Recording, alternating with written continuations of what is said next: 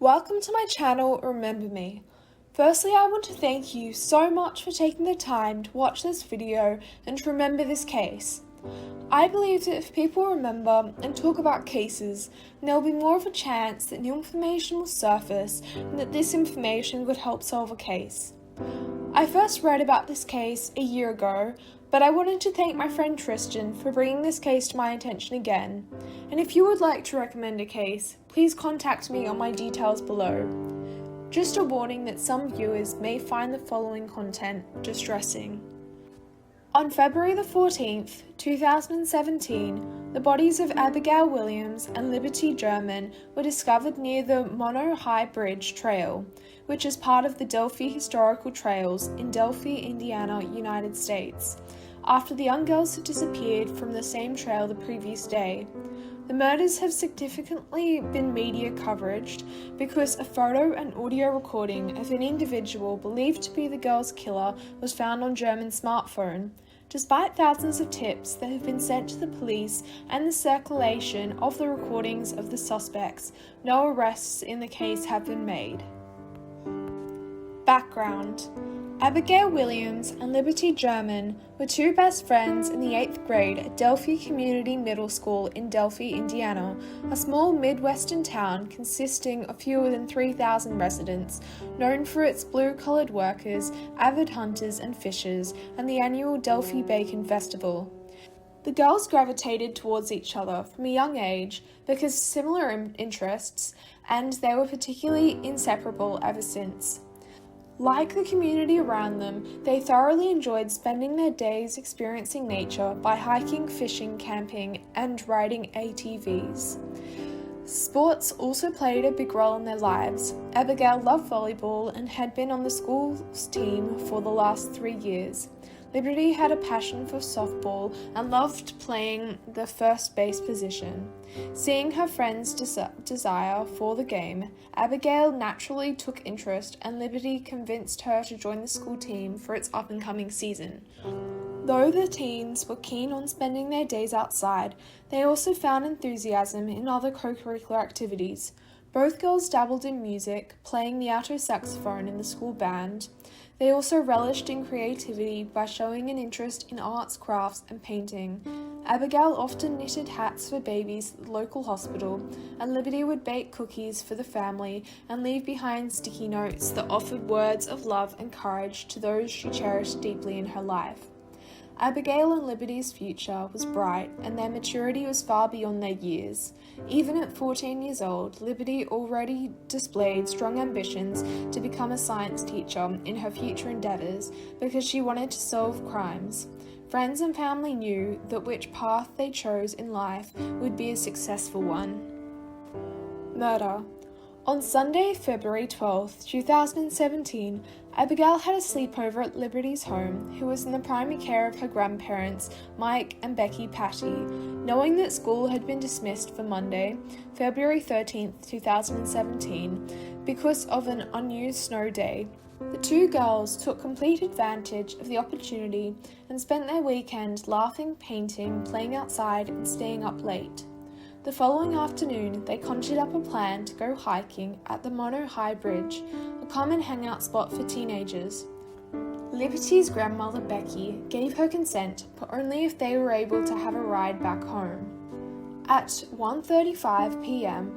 on February 13, 2017, Abigail and Liberty were dropped off by German's older sister, Chelsea German, at a trailhead on County Road 300 North, which is west of the Hoosier Heartland Highway. The girls were hiking on the Monon High Bridge over Deer Creek among woodland in remote Deer Creek Township. At 2:07 p.m., Liberty posted a photo of Abby walking the bridge. After this, they were never heard from again. At 3:30 p.m., Liberty's dad was at their agreed-upon pickup point, but his calls went unanswered. He left his car soon after to search for them, walking along the same path that they would have walked at. At 4 p.m., with no signs of the girls, Liberty's father called Liberty's grandmother and Abby's mother to tell them about his search and to tell them about the situation as they were unable to locate the girls. At 5:30 p.m., the police were called, and soon a full search was underway. It was around this time when Liberty's phone went dead. The search concluded that night with no answers. Authorities who quickly searched the area did not initially suspect foul play in the disappearance. They believed that the girls had simply gotten lost on the trail and were unable to find their way back. Throughout the evening, dozens of volunteers joined the search for the girls. The only real clue of their location was a photo Liberty had snapped of Abigail walking along the bridge that she posted to her social media. The next morning, the search resumed with canines, divers, and the FBI. Crews widened the scope of their search as soon as the sun came up, and wandering further from the abandoned railroad tracks and into wooded areas below the bridge and along Deer Creek. Around the afternoon, the bodies of two girls were found by volunteers searching near the edge of the water of Deer Creek. Deer Creek was approximately half a mile from where Liberty's last Snapchat post was. The bodies were around 50 feet, 14 meters, from the north bank of Deer Creek. The area was part of a private 40-acre lot belonging to a 70-year-old man who was eventually ruled out as a suspect. The next day, autopsies were completed and the two bodies were confirmed to be that of Abigail and Liberty. Investigation. Police have not publicly stated nor released details of how the girls were murdered. As early as February 15, 2017, Indiana State Police began circulating a still image of an individual reportedly seen on the Monon High Bridge Trail near where the two friends were slain. The grainy photo appears to capture a Caucasian male, hands in pockets, walking on the rail bridge head down, towards the girls. A few days later, the person in the photograph was named the prime suspect in the double homicides. On February 22nd, law enforcement released an audio recording where the voice of the assailant, though in some degree muffled, is heard to say, "Down the hill." Guys. Down the hill. Guys. Down the hill. It was at this news conference that officials credited the source of the audio and imagery to Liberty's smartphone, and further regarded her as a hero for having had the uncanny foresight and fortitude to record the exchange in secret. Police indicated that additional evidence from the phone had been secured, but that they did not release it as to not compromise a future trial. By this time, the reward offering in the case was set at $41,000. On July 17th, officers disputed a composite sketch of someone who, at the time in the investigation, was sought as a person of prime interest in the murders. It had apparently been drawn by police from eyewitnesses to a certain hiker of the Delphi Historical Trail on the day that the girls vanished. On April 19, 2019, Indiana State Police announced a new direction in the case. On behalf of State Police and the multi-agency task force, Superintendent Doug Carter released more material a few days later in a press conference held on April 22nd. The new material included a short video recording in which the blue-jeaned and jacketed suspect is seen walking along the rail bridge for a little over a second. Superintendent Carter states that because of the deterioration conditions of the bridge, the suspect is not walking naturally due to the spacing between the tires. An updated sketch of the suspect was also unveiled, as well as an extended version of the audio recording in which a slight rise in the suspect's voice can be detected as he utters the words, "Guys," before the phrase, "Down the hill."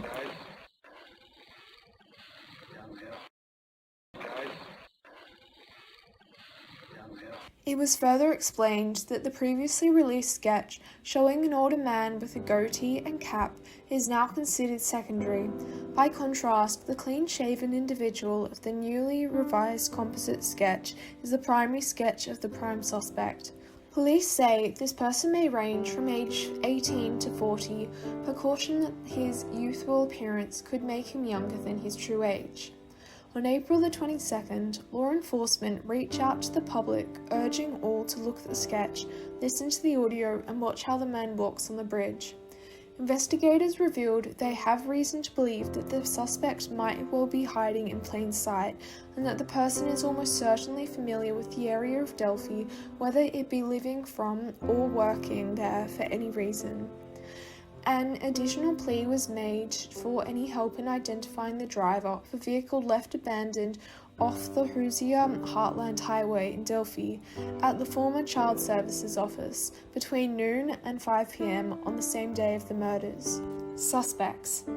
The FBI said the suspected killer is a white male between 5 feet 6 inches, 168 centimeters, and 5 feet 10 inches, 178 centimeters tall, weighing between 180 pounds, 82 kilograms, and 220 pounds, 100 kilograms, with reddish hair. Paul Eater. On July 23, 2019, after receiving a tip, authorities announced that Paul Eater was being considered a person of interest in the murders.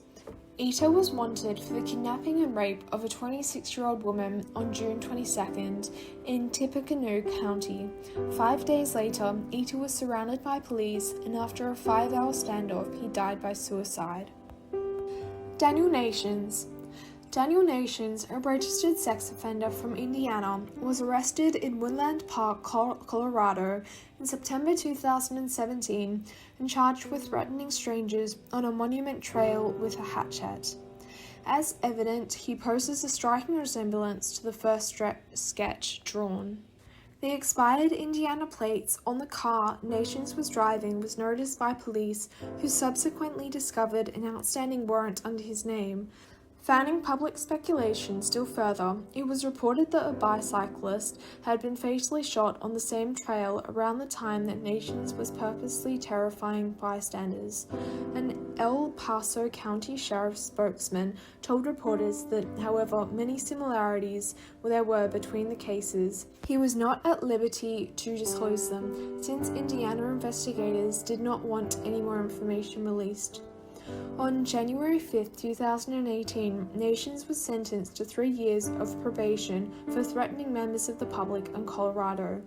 However, he was not released since he had an active warrant out on him back in Indiana. On January 24th, Nations was finally transferred to Indiana officials' custody on an unrelated charge, failure to register as a sex offender. In early February 2018, authorities said that Nations was no longer considered an active person of interest in the Delphi murders. Thomas Bruce. Thomas Bruce, who formerly worked as a pastor, is charged with fatally shooting one woman and sexually assaulting 2 others after having ordered them at gunpoint into the back room of a suburban St. Louis shop for religious studies. Committed in broad daylight on November 19, 2018, these crimes put Bruce in the spotlight of the press. Some noted him being of a similar stature, 5'7" to 5'9" inches, to the then current suspect description in the Delphi slangs. Also, his wearing of a flat cap and navy blue jacket during this attack, not unlike the suspect in the Delphi case. Indiana State Police did look into his possible connection in November. On December 4th, Bruce was charged with no fewer than 17 felony counts related to the St. Louis case and could receive the death penalty. John Miller. John Miller is a murderer and child molester who confessed to the murder and abduction of April Tinsley. He raped her and choked her to death in his trailer, subdemised her body, and dumped it. When asked if Miller was a possible suspect in the Delphi murders, Indiana State Police Sergeant Kim Riley did not comment. However, he has subsequently been removed from the suspect list. Charles Elridge. Charles Elridge was arrested on January 8, 2019 in Union City, Indiana, on charges of child molestation and child solicitation. Police in Randolph County alerted the FBI to a potential link between Elridge and the Delphi murders on account of his strong resemblance to the sketch. However, this was before the updated composite sketch came out. Memorials.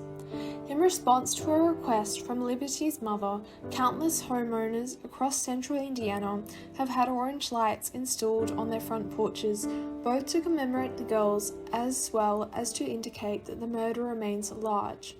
A website has also been created and devoted for the girls. It provides the public with information about the case and recent events surrounding the case. I will leave the link below.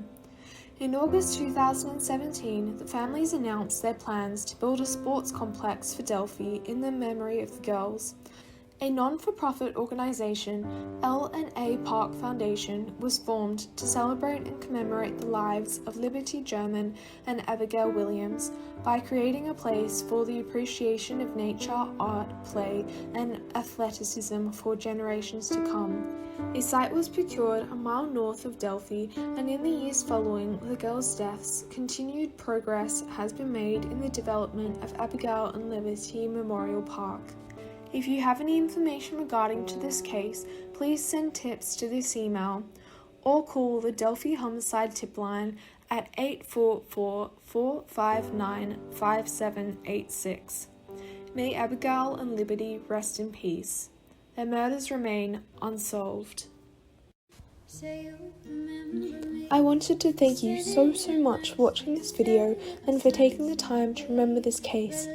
It would really mean a lot if you could share this video to spread these people's stories in the hope that new information will resurface.